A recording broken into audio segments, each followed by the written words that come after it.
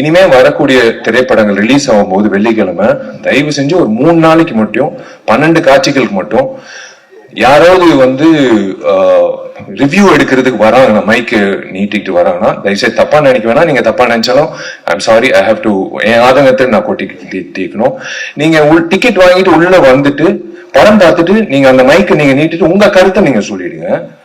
ஆனா தயவு செஞ்சு அவங்கள வந்து ஒரு 3 days மட்டும் வெளியில தப்பா நினைக்க வேணாம். உள்ளார பிரமிசஸ் இல்லாம வெளியில அவங்கவுங்க வண்டி வாகனத்துல ஏறி வெளியில போகும்போது நீங்க அவங்கள வந்து போய் நீங்க வெளியில கேட்டுக்கோங்க. அவங்களோட ரிவ்யூ கேட்க வேணாம்னு நான் சொல்ல, வெளியில கேளுங்க.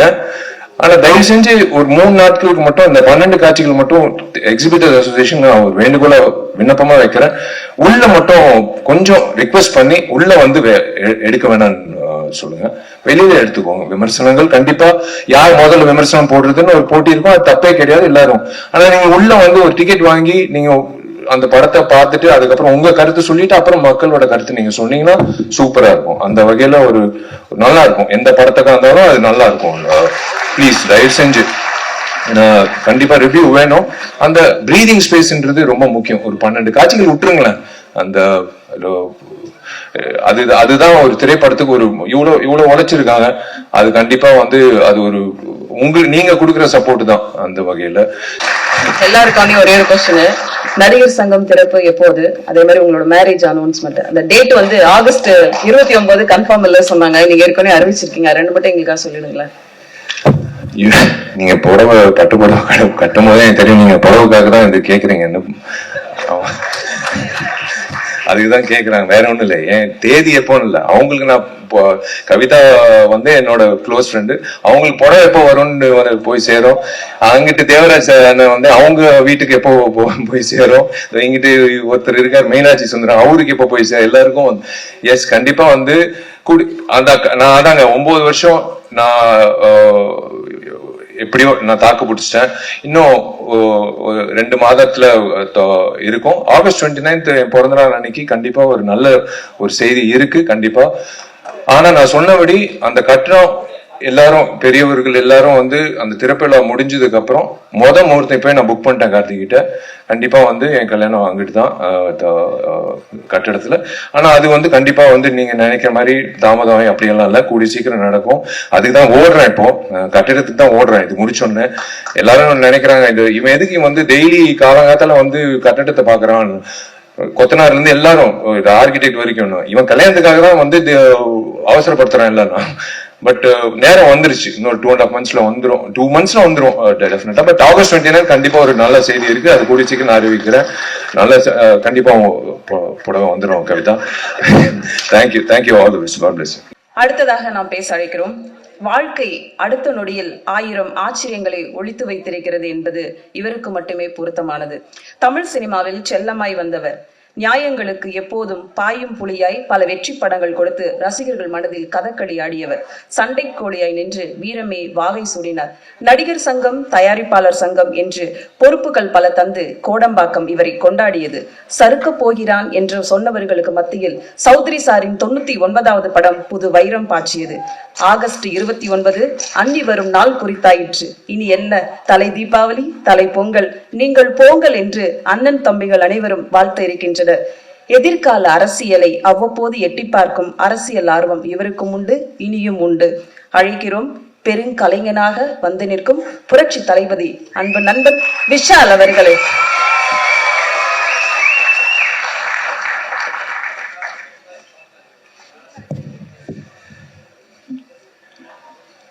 எல்லோருக்கும் வணக்கம். சாரி, நான் பேசுறதுக்கு முன்னாடி மேல இருக்கிற பெரியவர்களுக்கும் இங்கே வந்திருக்க அனைத்து நெஞ்சங்களுக்கும் ஒரு சின்ன விண்ணப்பம்.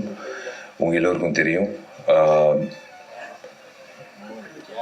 லெஜெண்டரி ஆக்ட்ரஸ், நம்ம சவுத் இந்தியன் சினிமா, இந்தியன் சினிமாக்கே பெருமை செலுத்தின சரோஜா தேவி அம்மா இறந்துட்டாங்க.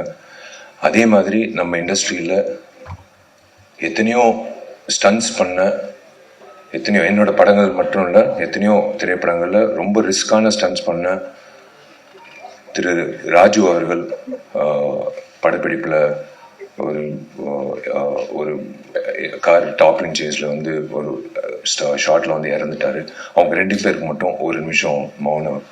அஞ்சலி செலுத்தும். தேங்க்யூ.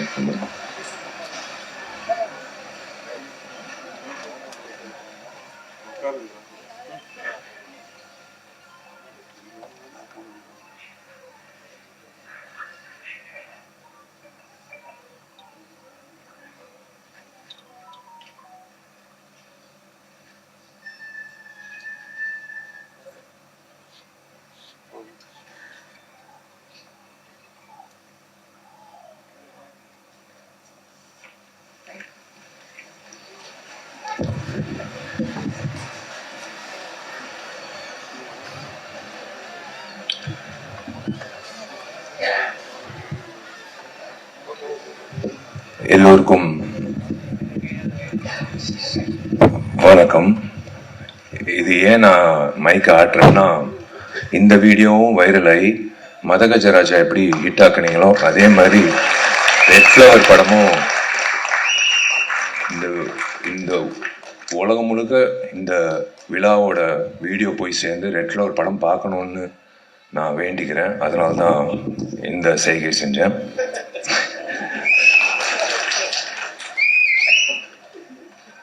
மேடையில் இருக்கிற எனக்கு பிடிச்ச ஜாம்பவங்கள், எனக்கு பிடிச்ச நண்பர்கள், சினிமா சார்ந்த நண்பர்கள், வந்திருக்கும் அனைத்து பத்திரிகையாளர்கள் நண்பர்கள், ஊடக நண்பர்கள், வெல்விஷர்ஸ் எல்லோருக்கும்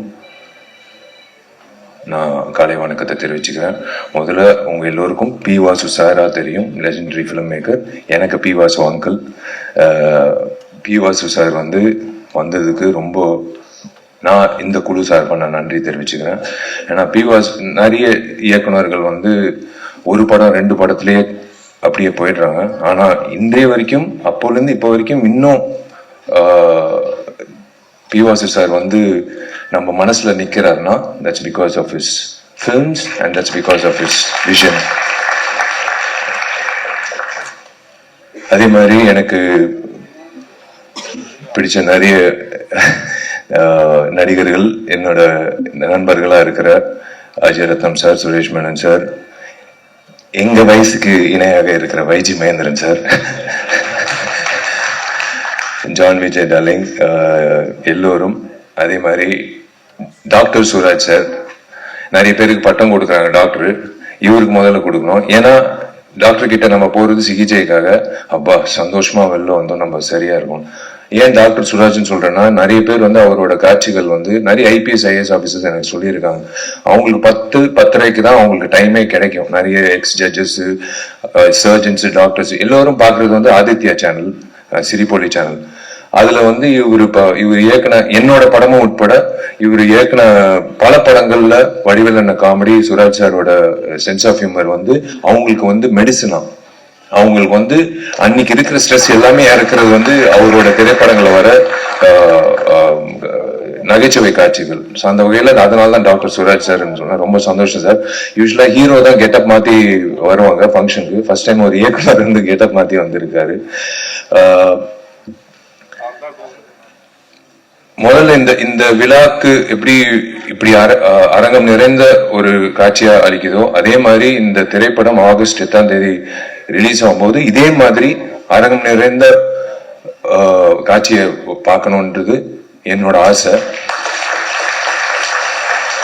ரொம்ப நன்றி. நீங்க முதல்ல ரெட் ஃப்ளவர் திரைப்படத்துக்கு இந்த விழாக்கு வந்ததுக்கு எல்லாரும் ரொம்ப நன்றின்னு சொன்னாங்க.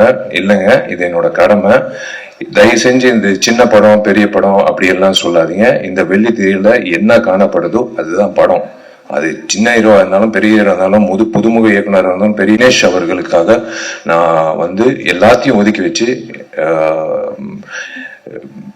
எல்லோருக்கும் வேலை இருக்கும், பட் இருந்தாலும் இந்த வேலை ரொம்ப முக்கியமான வேலை. நான் விக்னேஷ்க்கு உறுதுணையா இருக்கணும்னு ஆசைப்பட்டு நான் வரேன்னு நான் சொன்னது காரணம் அவர் அவர் மனசார பேசினார் பாருங்களேன்.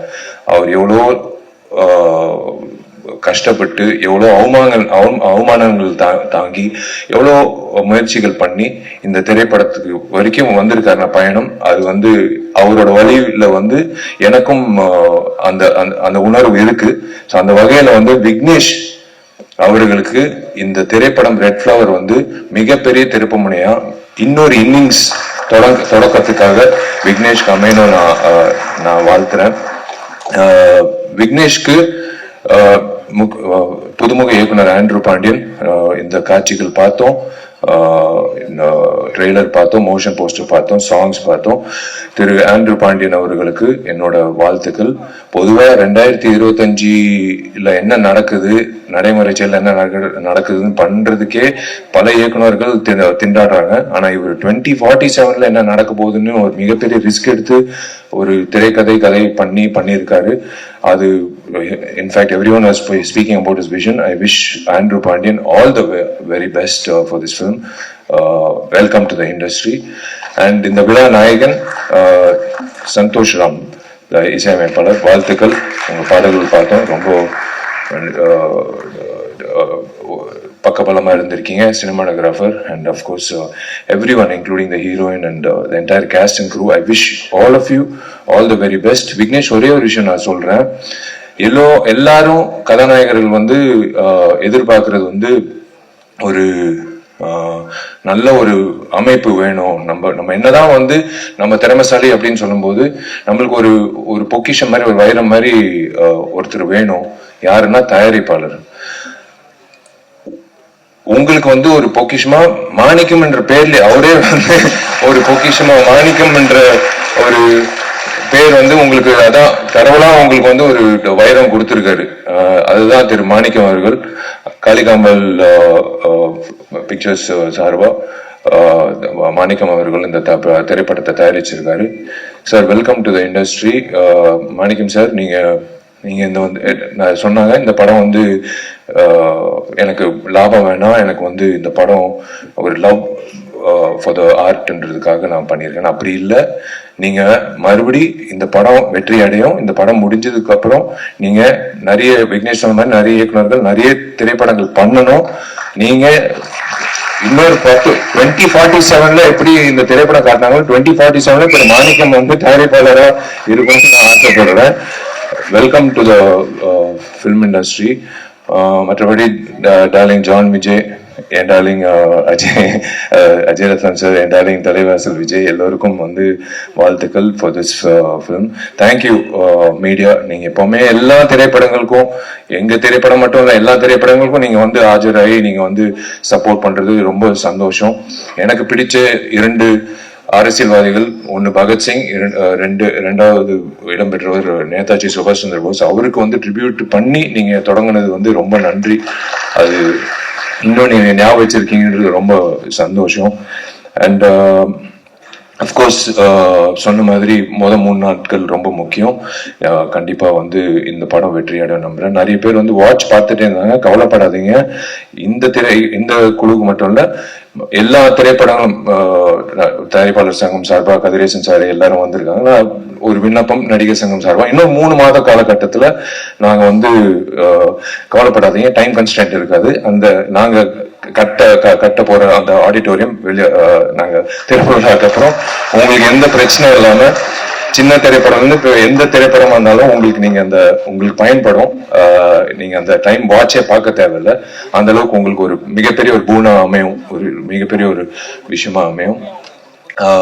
தயாரிப்பாளர் சங்கம் இருக்கிறதுனால நான் வந்து நிறைய சங்கம் சார்ந்த உறுப்பினர்கள் இருக்காங்க.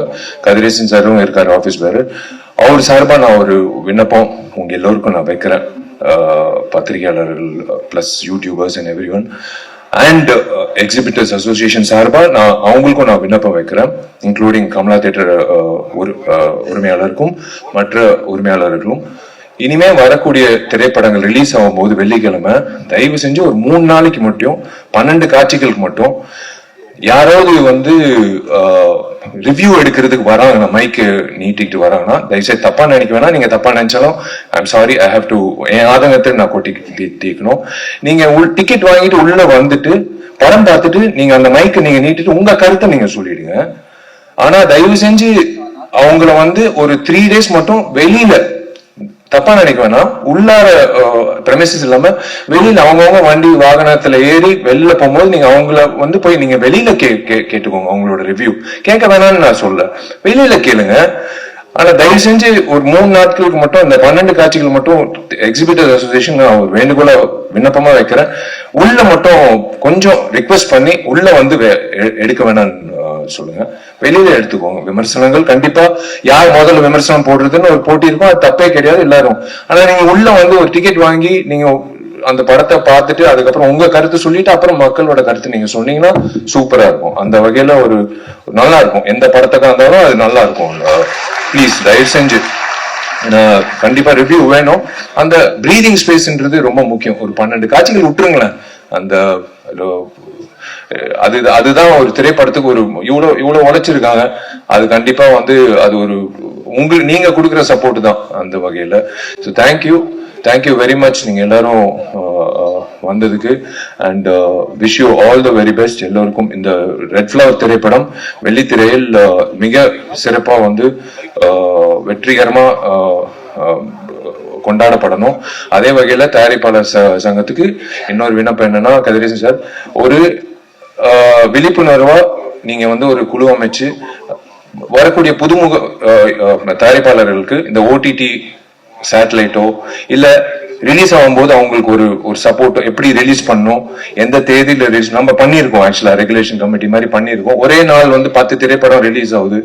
அது வந்து எத்தனை காட்சிகள் வருதுன்னு சில தயாரிப்பாளருக்கு தெரியல. எனக்கு 100 தியேட்டர் வருதுன்னு சந்தோஷமா அலுவலகத்துல உட்காராங்க. ஆனா 100 தியேட்டர்ல 400 காட்சி வருதான்னு தெரியாது. 100 காட்சி தான் வருது. அது காலை காட்சி 9:30 மணினா எங்க வீட்டுல எங்க அம்மா அப்பாவே போக மாட்டாங்க என் படம் ரிலீஸ் ஆகும்போது. சோ அந்த மாதிரி வந்து கரெக்டா அமைச்சு கொடுத்தா தயாரிப்பாளர்களுக்கு வந்து ஒரு மிகப்பெரிய ஒரு சக்தியா இருக்கும். நீங்க எல்லோரும் வந்து ஒரு பக்க பலமா எல்லா திரைப்படத்துக்கும் இந்த திரைப்படம் வெள்ளிக்கிழமை இத்தனை திரையரங்கத்துல இத்தனை காட்சிகள்ல ரிலீஸ் ஆகுது, கவலைப்படாதீங்க அப்படின்னு சொல்லும் போது அவங்களுக்கு ஒரு சந்தோஷமா இருக்கும். அண்ட் பிளஸ் அப்கோர்ஸ் எல்லாரும் அந்த ஓடிடி பிளாட்ஃபார்ம் அப்படின்னு வரும்போது நீங்க சப்போர்ட் பண்ணீங்கன்னா நல்லா இருக்கும். மற்றபடி தேங்க்யூ, காட் பிளஸ் யூ. நீங்க எல்லாரும் நல்லா இருக்கணும். Thank you very much. எல்லாருக்காண்டி ஒரே ஒரு கொஸ்டின். நடிகர் சங்கம் திறப்பு எப்போது? அதே மாதிரி உங்களோட மேரேஜ் அனௌன்ஸ்மெண்ட் அந்த டேட் வந்து ஆகஸ்ட் 29 கன்ஃபார்ம் இல்ல சொன்னாங்க. நீங்க ஏற்கனவே அறிவிச்சிருக்கீங்க. 2 மட்டும் எங்களுக்காக சொல்லிடுங்களேன். நீங்க புடவை பட்டு புடவை கட்டும் போதே எனக்கு தெரியும் நீங்க புடவைக்காக தான் இது கேக்குறீங்கன்னு. அதுக்குதான் கேக்குறாங்க, வேற ஒண்ணும் இல்லை. ஏன் தேதி எப்போன்னு இல்லை, அவங்களுக்கு நான் கவிதா வந்து என்னோட க்ளோஸ் ஃப்ரெண்டு, அவங்களுக்கு புடவை எப்போ வரும்னு போய் சேரும். அங்கிட்டு தேவராஜ் அண்ணன் வந்து அவங்க வீட்டுக்கு எப்போ போய் சேரும். இங்கிட்டு ஒருத்தர் இருக்கார் மீனாட்சி சுந்தரம், அவருக்கு எப்போ போய் சேரும். எல்லாருக்கும் எஸ் கண்டிப்பா வந்து நான் அதாங்க 9 வருஷம் நான் எப்படியோ நான் தாக்கு பிடிச்சிட்டேன். இன்னும் 2 மாதத்துல இருக்கும். ஆகஸ்ட் 29 என் பிறந்த நாள் அன்னைக்கு கண்டிப்பா ஒரு நல்ல ஒரு செய்தி இருக்கு கண்டிப்பா. ஆனா நான் சொன்னபடி அந்த கட்டணம் எல்லாரும் பெரியவர்கள் எல்லாரும் வந்து அந்த திறப்பிழா முடிஞ்சதுக்கு அப்புறம் முகூர்த்தம் போய் நான் புக் பண்ணிட்டேன் கார்த்திகிட்ட. கண்டிப்பா வந்து என் கல்யாணம் அங்கிட்டு தான் கட்டிடத்துல. ஆனா அது வந்து கண்டிப்பா வந்து நீங்க நினைக்கிற மாதிரி தாமதம் அப்படியெல்லாம் இல்லை, கூடி சீக்கிரம் நடக்கும். அதுக்கு தான் ஓடுறேன். இப்போ கட்டிடத்துக்கு தான் ஓடுறேன். இது முடிச்சோன்னு எல்லாரும் நினைக்கிறாங்க இவன் எதுக்கு வந்து டெய்லி காலங்காத்தால வந்து கட்டிடத்தை பாக்குறான். கொத்தனார்ல இருந்து எல்லாரும் ஆர்கிடெக்ட் வரைக்கும் இவன் கல்யாணத்துக்காக தான் வந்து அவசரப்படுத்துறான் இல்லைன்னா. பட் நேரம் வந்துருச்சு. இன்னொரு 2.5 monthsல வந்துடும். 2 monthsல வந்துடும் டெஃபினட்டா. பட் ஆகஸ்ட் 29 கண்டிப்பா ஒரு நல்ல செய்தி இருக்கு. அது கூடிய சீக்கிரம் நான் அறிவிக்கிறேன். நல்ல கண்டிப்பா புடவை வந்துடும் Kavitha. Thank you all the best. God bless you. Thank you Vishal. நான் ஏதோ கேட்க போய் நீங்க ஏதோ சொல்லிட்டு போறீங்க. இப்போது ரெட் ஃபிளவர் படத்தோட இசை வெளியீடு விஷால் மற்றும் சிறப்பு விருந்தினர்கள் வெளியிட படக்குழுவினர் இப்போது பெற்றுக்கொள்வார்கள். நான் மீனாட்சி தேவராஜ் எல்லாரும் ஓகே தானே?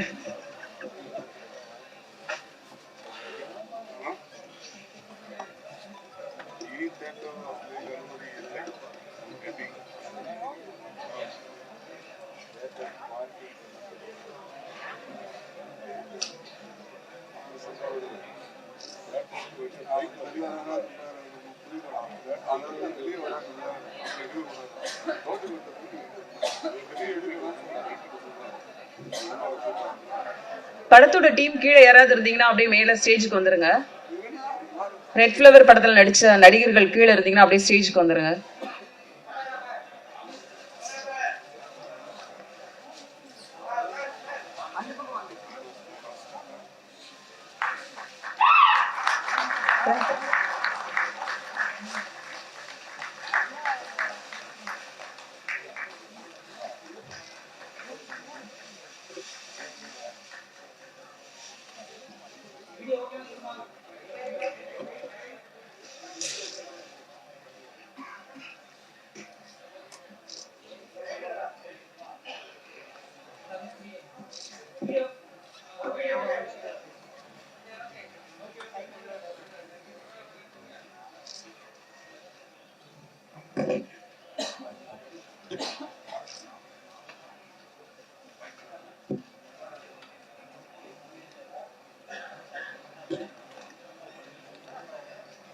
நன்றி விஷால் மற்றும் சிறப்பு விருந்தினர்களுக்கு வந்திருந்து விழாவை சிறப்பு சேர்த்தமைக்கு எங்களுடைய ரொம்ப நன்றி.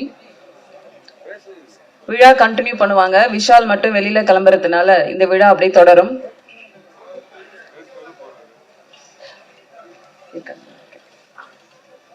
அடுத்ததாக நாம் பேச அழைக்கிறோம். ஓயாமல் ஓடிக்கொண்டிருக்கும் நதி போல தங்கள் நிறுவன படைப்புகள் தரமானதாக அதை கொண்டு சேர்க்க நாளும் உழைத்திடும் ட்ரீம் வாரியர் கம்பெனி சிஇஓ திரு குகன் அவர்களை சில வார்த்தைகள். இந்த ரெட் ஃப்ளவர் படத்தை நான் இத்தனை வருஷம் ஒரு 30 வருஷத்துக்கு மேல நான் சினிமாவில் இருக்கிறேன். நான் இந்த இடத்துல மேலே நிற்கிறதுக்கு ரொம்ப கஷ்டப்பட்டிருக்கிறேன். ரொம்ப கஷ்டப்பட்டிருக்கிறேன். அந்த கஷ்டங்கள் கொஞ்சம் நஞ்சம் இல்லை, அவ்வளோ கஷ்டப்பட்டிருக்கேன். அவ்வளோ அவமானங்கள், அவ்வளோ தோல்விகளை நான் சந்திச்சுட்டு இங்க வந்திருக்கிறேன். இந்த படத்தை கொண்டு போய் நீங்க மக்கள்கிட்ட சேர்க்கணும். ஏன்னா மக்கள் இந்த படத்தை தியேட்டர்ல வந்து ரசிக்கணும், தியேட்டர்ல வந்து பார்க்கணும்.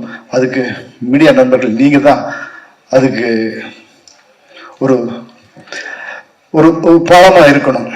ஏன்னா இந்த நான்லாம் வந்துட்டு சினிமாவை எனக்கு எதுவுமே எனக்கு பிடிக்காது. சினிமா தான் எனக்கு அவ்வளவு பிடிக்கும். சினிமாவுக்காகவே நான் இந்த மேடையில செத்து போயிட்டா கூட சந்தோஷப்படுவேன். அவ்வளவு தூரம் எனக்கு சினிமா பிடிக்கும். அந்த சினிமா அந்த அளவுக்கு பிடிக்கட்டுதான் நான் இத்தனை வருஷம் கழிச்சு மறுபடியும் ஒரு கம்பேக் கொடுத்து ரெட் ஃப்ளவரை கொடுக்கறதுக்கு என்னால முடிஞ்சது. நான் தோக்கலாம், என்னுடைய முயற்சி தோக்கக்கூடாது, விடாத முயற்சி தோக்கக்கூடாது, நம்பிக்கை தோக்கக்கூடாது. அதனால இந்த ரெட் ஃப்ளவர் படத்தை மக்கள் நீங்கெல்லாம் போய் மக்கள்கிட்ட சேர்க்கணும். பாலு மகேந்திராவின் ராமன் அப்துல்லா, பாரதி ராஜாவின் கிழக்கு சீமையிலே இருவரும் படைப்பாளிகளிடம் பயின்றவர். 30 ஆண்டுகளாக தமிழ் சினிமாவில் தனக்கென ஒரு பெயர் பெற்றவர். கின்னஸ் படமான சுயம்பரத்திலும் இருந்தவர். இவரின் நடிப்பு திறமையை சொல்லும் ஒரு படம் ஆச்சாரியா. அன்றிலிருந்து இன்று வரை வெற்றிக்காக ஓடிக்கொண்டிருக்கிறார், ஓயாமல் உழைத்துக் கொண்டிருக்கிறார். எண்ணங்கள் அழகானால் எல்லாமே அழகாகும் என்பது போல இந்த ரெட் ஃப்ளவர் திரைப்படத்தில் இந்த படம் விக்னேஷ் அவர்களுக்கு ஒரு பெரிய சக்சஸ்ஃபுல் ஃப்ளவராக கையில் கொடுக்கும் என்ற வாழ்த்துக்களோடு அழைக்கிறோம். ஏஜென்ட் விக்கி விக்னேஷ் அவர்களை உங்கள் முன் பேச அழைக்கிறோம்.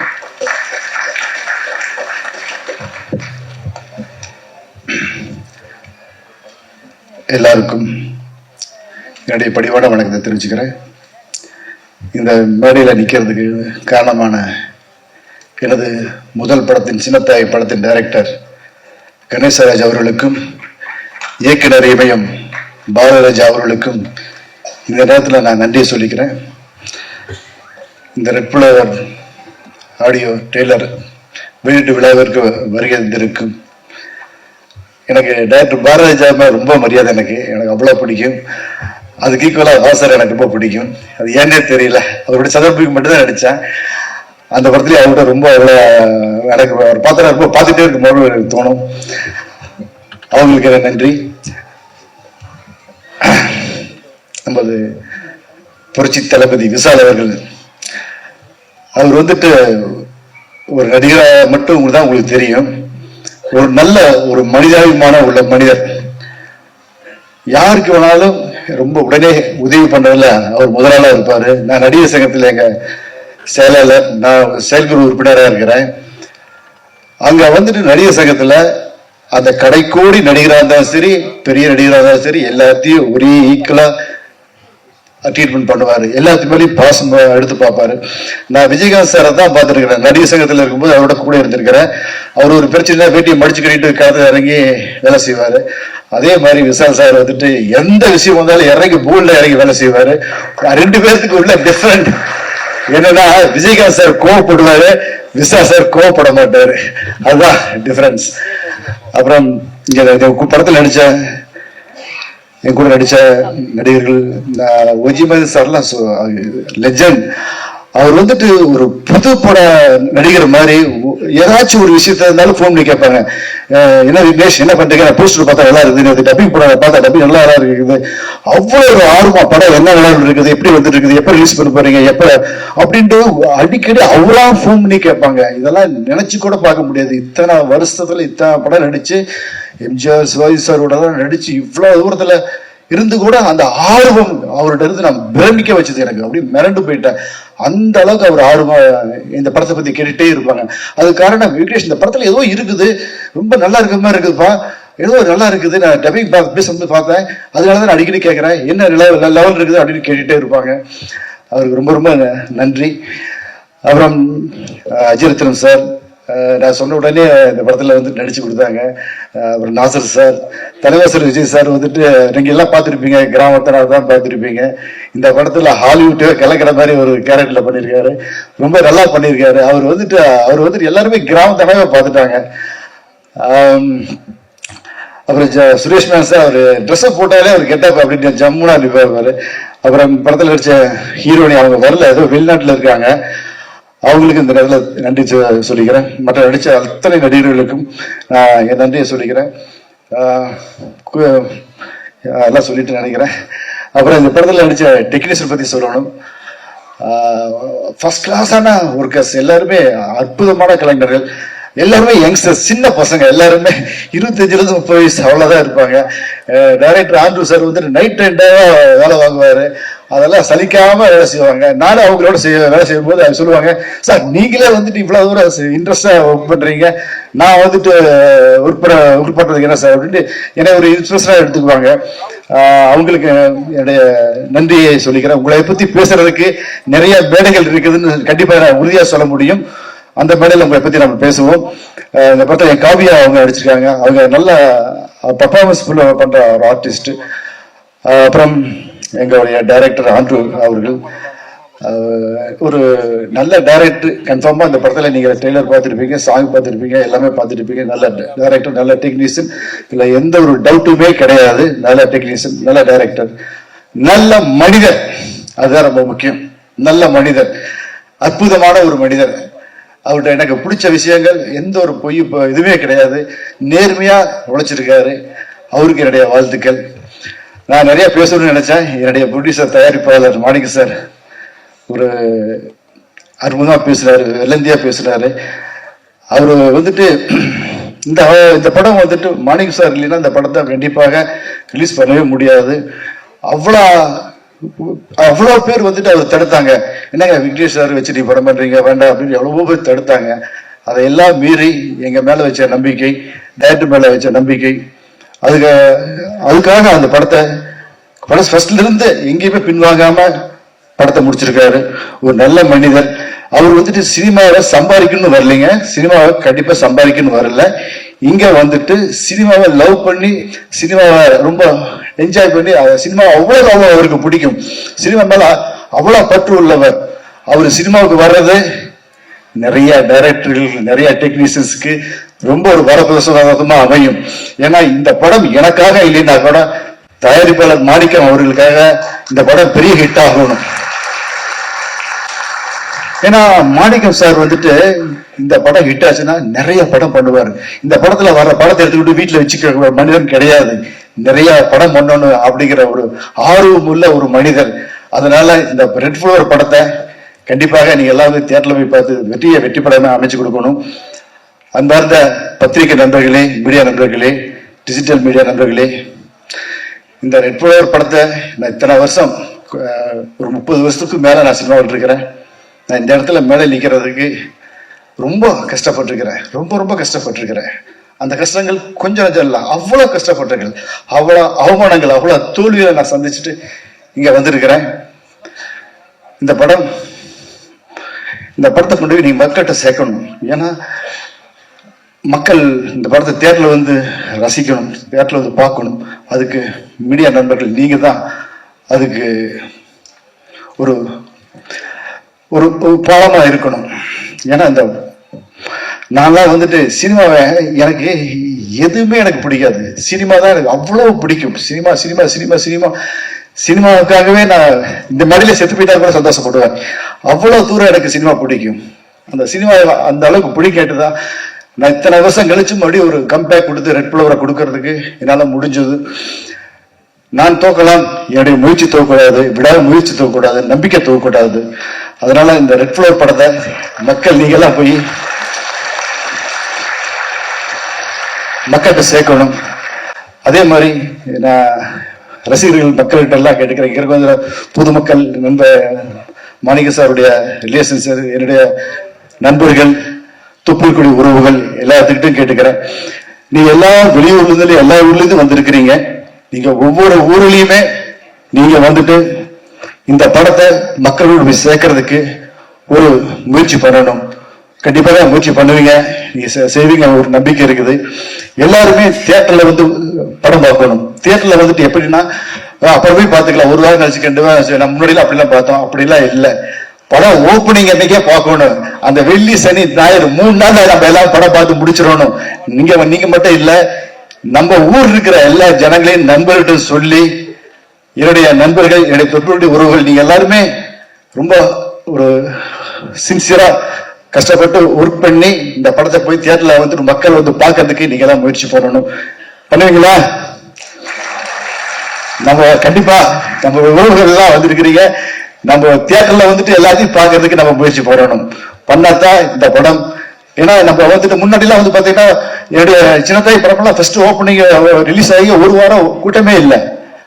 அப்புறம் பிக்கப் ஆயிடுச்சு, 135 நாள் ஓடிச்சு. ஒரு எத்தனை நாள்? 135 நாள் ஓடிச்சு. இது மாதிரி நிறைய படம், ராமநாதபுரம் எல்லாம் ஃபர்ஸ்ட் ஓப்பனிங் கம்மியா தான் இருந்துச்சு, அப்புறம் பிக்கப் ஆயிடுச்சு.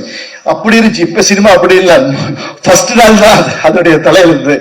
அதனால நீங்க ஃபர்ஸ்ட் நாளே போய் தியேட்டர்ல குமிஞ்சிடணும். நம்ம உறவுகள் எல்லாருமே, நண்பர்கள் எல்லாருமே தியேட்டர்ல போய் ஃபர்ஸ்ட் செகண்ட் நாள்லயே 3 நாள்லயே நம்ம வந்துட்டு படத்தை வெற்றி படமா ஆக்கிடணும். அதனால இந்த வாய்ப்பு நன்றி கூறுகிறேன். மீண்டும் ஒரு முறை இங்க மேடையில் வந்திருக்கும் அனைத்து கலைஞர்கள் ஜாம்பவான்களுக்கும், அப்புறம் நம்மளுடைய tree warrior sir Govind sir வந்திருக்காங்க, அவங்களுக்கு நன்றியை தெரிவிச்சுக்கிறேன்.